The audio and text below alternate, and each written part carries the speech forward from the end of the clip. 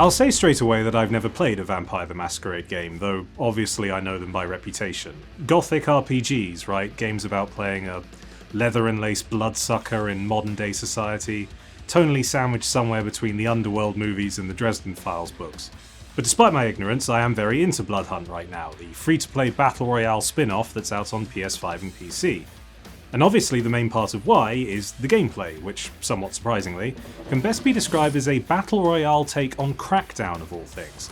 You leap around the Prague skyline, bouncing from rooftop to rooftop like the bloodsucking flea that no doubt lies somewhere in your character's distant ancestry, swiping guns off the ground and taking potshots at any other revenant who pokes their toothsome head into view. A solid start, but what makes it work are several gameplay twists. For one thing, there's various classes with their own unique superpowers, some of which do seem to be stretching vampire lore a tad. I didn't know Dracula could do ground pound shockwaves or literally weaponise his sexiness into a flashbang, but I won't complain now it's here. It means that conflicts are more flavourful than just two hissing ghouls with assault rifles, springing around each other until one of them slips on a loose shingle and falls onto an unsuspecting Deliveroo driver. And speaking of which, that's the other big feature, devouring the occasional cattle-like NPC. Oblivious humans roam around at street level, and you can drop down at any point to bite out some throats, which allows you to regain health and even get special combat-enhancing perks depending on the person's blood type. However, it's not without risks. If any mortal sees you commit a social faux pas, like eating a mother of three or firing a minigun into a flower market,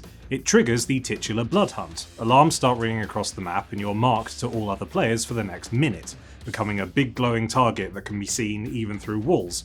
Seems a bit hypocritical to me that all the other vampires are trying to execute you for the crime of vampirism, but at least it makes for an interesting mechanic, and means you have to think about stealth and subtlety whenever you drop off the rooftops, or risk becoming an easy kill for everybody nearby. So I was having a decent time testing crossbows and weighing up various vintages of O negative, until I discovered the joy of melee weapons. I assumed that the rifles and shotguns I was finding were more deadly than simple bats and clubs, but it just goes to show what I know. Bloodhunt's not great at explaining itself to begin with, and it certainly wasn't quick to tell me that the various fire axes, katanas and sports equipment laying around Prague all came with lifesteal effects. It meant that as long as I kept bashing people, my body kept recovering from whatever they were doing to me. Intriguing. Immediately I switched to the burly Enforcer class with all the invulnerability powers, and suddenly I was playing a hyper-powered version of Dead by Daylight, becoming the infamous bouncing butcher of Prague, jumping like a grasshopper and landing axe first on an unsuspecting sniper, or following somebody into an alleyway and watching them madly scrabble at the walls as they tried to escape was amazing, a malevolent joy matched only by the one felt when I was draining them like a juice box moments later. Why don't all Battle Royales have this feature? Fortnite would be a lot better if you could eat Ariana Grande or the cast of Cobra Kai. Now that that's sorted, we need to talk about the game's aesthetic, which is adorable. Seriously, are all the Vampire the Masquerade games this hilarious?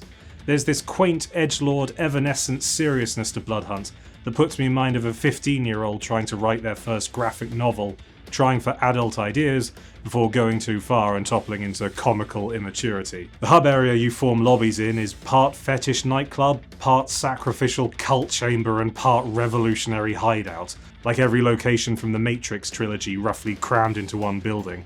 The costumes alternate between figure-hugging body armor, Hot Topic hoodies and sleek Armani suits, and no matter how hard you customize them, the player characters are all either slathering monsters or pouting Instagram hotties. Or sometimes both.